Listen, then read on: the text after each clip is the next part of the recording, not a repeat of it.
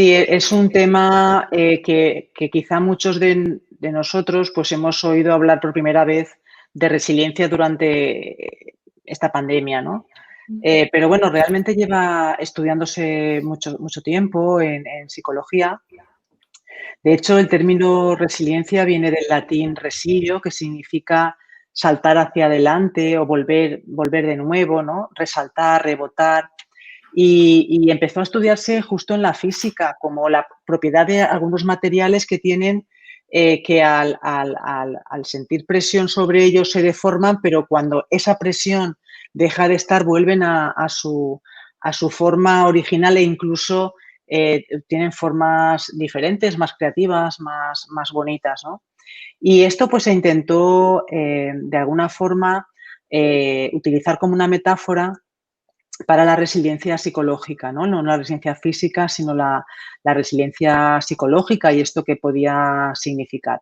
Obviamente, desde la resiliencia psicológica no significa resistir, ¿no? Resiliencia no es resistir y ya está, sino que significa un proceso de generación de recursos, ¿no? De recursos psicológicos que todos, insisto, todos tenemos recursos, todos tenemos fortalezas, pero muchas veces es como tener un diamante en bruto, que si no lo limpias, si no lo limas, ese diamante al final no ves la belleza. Y nos pasa a los seres humanos.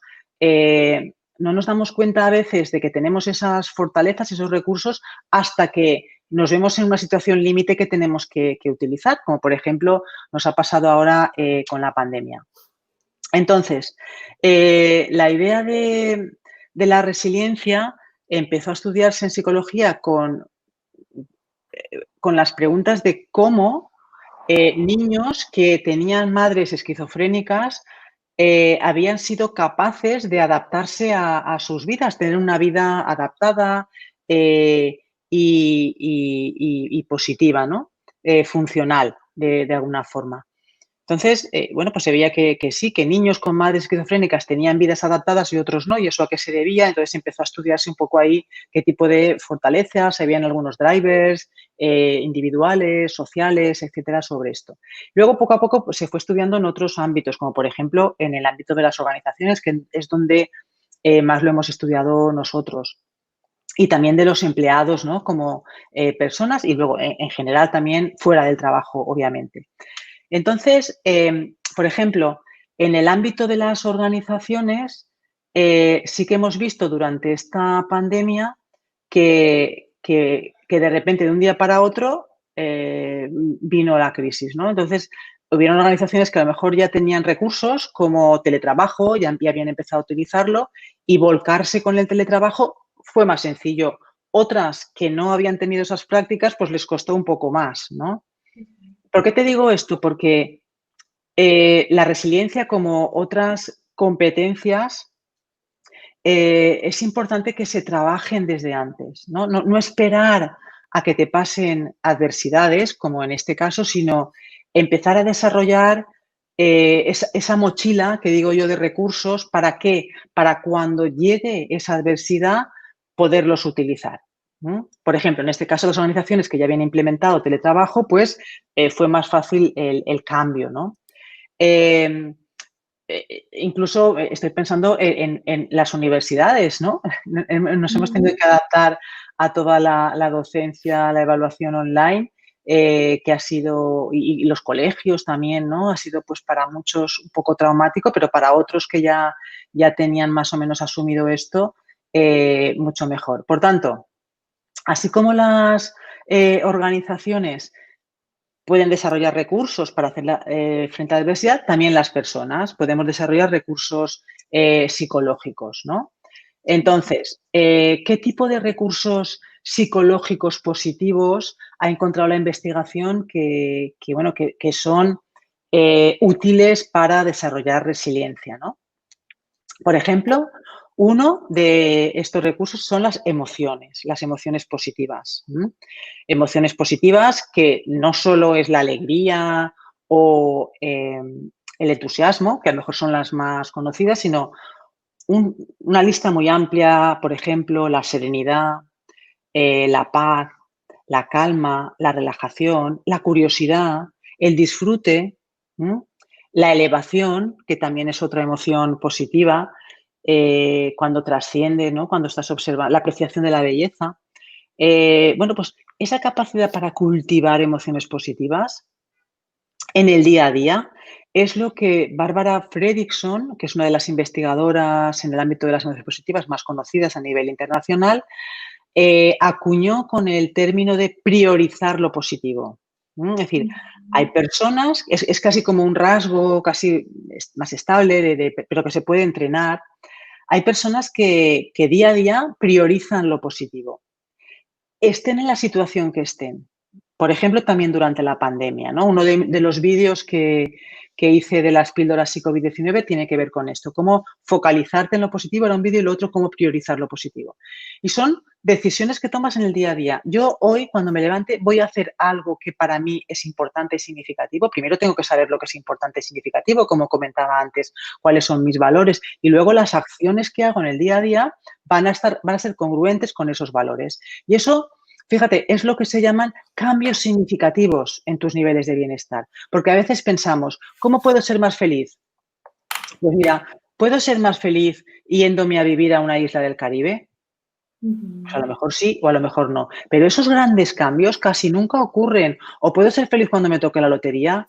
Pues a lo mejor sí, a lo mejor no, aunque la investigación no es muy clara en esto, ¿no? Pero siempre pensamos que para ser feliz necesito un gran cambio y no es así, no es así. La investigación lo que viene a señalar es que aquellas personas que son capaces de estructurar su día a día y hacer pequeños ajustes en su vida, empezando a generar hábitos positivos poco a poco, son los que a la larga desarrollan más emociones positivas y esas emociones positivas llevan a generar más resiliencia. Por ejemplo, esto no solo ocurre a nivel individual, sino que también ocurre a nivel de equipos de trabajo.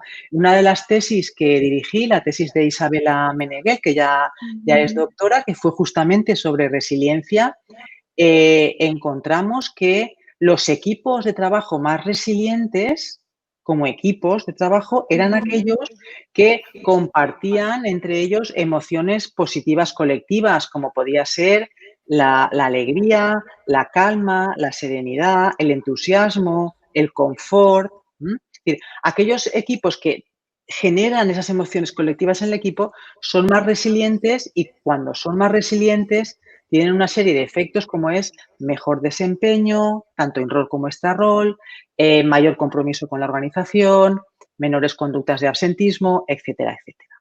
Por tanto, antes comentaba que si tenemos emociones negativas, tenemos que aceptarlas. Una buena praxis es aceptarlas, comprometernos con ellas y no intentar embotellarlas o encajonarlas y olvidarnos de ellas, sino aceptarlas como parte de la vida, pero también es un compromiso nuestro el intentar ir buscando aquellas acciones, aquellos contextos que nos procuran más emociones positivas, porque eso nos va a generar mayor resiliencia, ¿no? Entonces, esto es importante, las emociones positivas, y también son importantes lo que en psicología hemos estudiado muchísimo tiempo, que son las creencias de eficacia, ¿vale? Es decir, la autoeficacia, esas creencias en las propias capacidades para generar acciones exitosas en el futuro.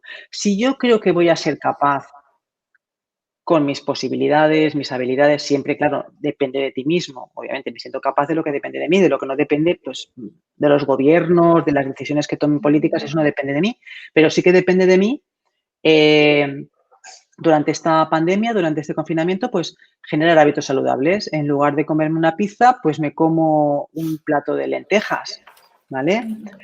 En lugar de comer comida basura, pues como comida saludable, hago ejercicio físico, o sea, una serie de acciones que dependen de ti y que te van a hacer sentir más eficaz, ¿no?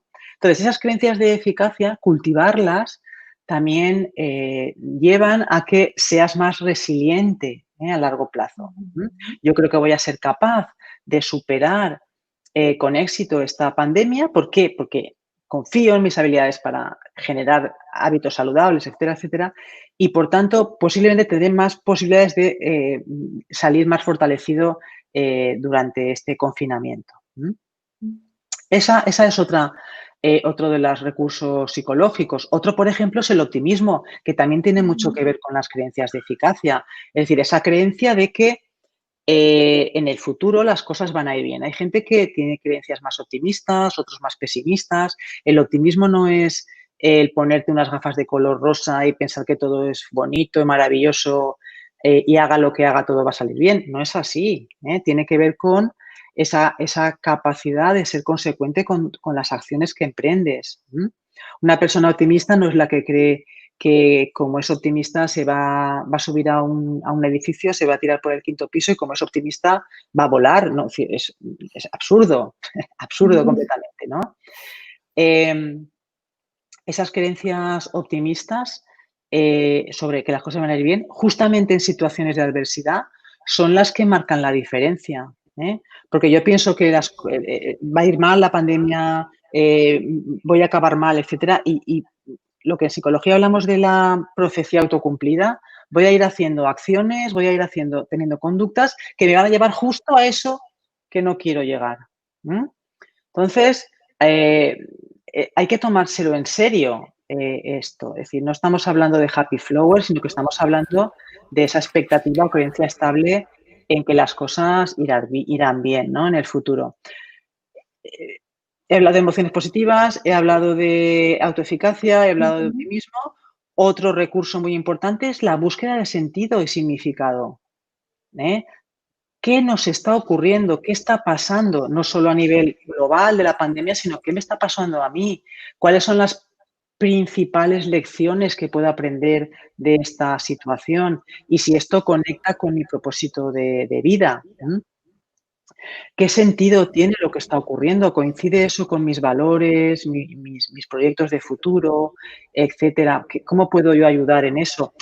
Todas esas son preguntas que nos podemos hacer. Yo no sé, Joana, yo creo que tú conoces a Viktor Frankl, que fue un psiquiatra. Utilizamos bastante en la POT. Exacto. Bueno, pues entonces estáis familiarizados, ¿no? Con la situación, ¿no? de Viktor Frankl, rápidamente como psiquiatra judío que pasó por campos de concentración y que salió de ellos, entró con su familia y salió solo. Y bueno, él decía que lo que le hacía mantenerse en vida era precisamente buscar el sentido y el significado, el propósito que tenía el estar allí, ¿no? ¿Para qué? ¿Para qué estoy yo aquí? Entonces pensó que quería luego contarle al mundo todo lo que le había ocurrido. Y luego escribió ese libro maravilloso del hombre en busca de sentido, que es totalmente recomendable para darnos cuenta de esto que estamos hablando, ¿no? Entonces, muy importante esa búsqueda de sentido. Y luego, te diría, Joana, que como último recurso, la capacidad para ir desarrollando innovación, ¿no? Creatividad, innovación, flexibilidad cognitiva, flexibilidad emocional, el no tener ese mindset, ¿no? Que habla Carol Dweck de mentalidad fija, que pensamos que las cosas no cambian, que el talento es innato, que las habilidades no se adquieren y no se pueden entrenar, sino una mentalidad más de crecimiento, ¿no? De decir, bueno, ¿cómo puedo aprender de mis errores? ¿Qué puedo hacer para cambiar las cosas? ¿Cómo puedo tener una perspectiva más, que digo yo, de mentalidad de tablero de ajedrez, por ver diferentes posibilidades siempre, no solamente una posibilidad de lo que pasa en la vida o de lo que puedo hacer, sino tener una perspectiva mucho más amplia y desarrollar conductas creativas? Es decir, en situaciones de adversidad, las soluciones creativas a veces son las más innovadoras y las que más efectivas son, ¿no? No seguir funcionando como hemos estado funcionando hasta ahora, sino cambiar las maneras de hacer las cosas. No puedes pretender que las cosas cambien si sigues haciendo lo mismo. Por tanto, hay que probar otras alternativas, ¿no? Innovar, ¿no? En esto. Por tanto, importante esta idea de innovación y flexibilidad que, Maya, que es una investigadora en resiliencia, dice que esto se parece mucho, esa búsqueda de creatividad e innovación, a lo que hacía MacGyver, ¿no? ¿Recordáis la serie de MacGyver? Que era capaz de, con cualquier utensilio, pues hacer grandes cosas, ¿no? Pues lo mismo ahora en esta pandemia, con pocos recursos nos hemos dado cuenta de que somos capaces de hacer grandes cosas. Aprovechemos esos recursos, veamos maneras de hacer las cosas diferentes, ¿no? Como el clásico ejercicio que se hace con un clip, ¿no? Un clip de estos de coger hojas, múltiples maneras, ¿no? ¿Para qué puede servir un clip? Y pensando, de manera creativa, pues podemos pensar hasta más de 100 maneras de cómo utilizar o para qué sirve un clip. Pues lo mismo durante la pandemia, ¿no? Es decir, ¿para qué nos puede servir esto? ¿Qué podemos aprender? Formas nuevas de hacer cosas. Yo creo que eso nos abre un abanico enorme, ¿no? Enorme de posibilidades. Y esto en cuanto a recursos psicológicos, pero luego también están los recursos sociales, el rodearnos de gente que es importante para nosotros, a lo mejor no físicamente porque estamos encerrados, muchos de nosotros. Ahora nosotros, por ejemplo, en España ya estamos entrando en otras fases de desescalamiento, pero si seguimos encerrados, pues buscar la conexión con redes sociales, con, bueno, pues todo esto, antes comentábamos lo que estamos aprendiendo de software y tecnologías, aprovecharlas no solo para el trabajo, sino también para estar más conectados con los demás, porque es muy importante mantener ese apoyo social. Y luego, por parte de las organizaciones, pues hay múltiples prácticas que se pueden ir implementando poco a poco. Tú me comentabas antes, y es cierto que la resiliencia se puede adquirir pasando por esa experiencia adversa y darte cuenta de lo importante que son las emociones positivas, de que sacas recursos que no tenías, etcétera. O también lo que yo llamo la resiliencia proactiva. Es decir, adelantarte generando recursos y aprendiendo esos recursos antes de que ocurra la adversidad. Mochilear, ¿no? Ponerte en la mochila de esos recursos. Por eso, con este COVID-19, quizá algunas personas, algunas organizaciones hemos aprendido a descubrir recursos que no teníamos y ser resilientes, pero yo sí que, y no quiero ser con esto agorera, ¿no? Yo sí que diría que es el momento también de empezar a cultivarnos a nosotros mismos con esos recursos psicológicos para estar preparados para la próxima caída, ¿no?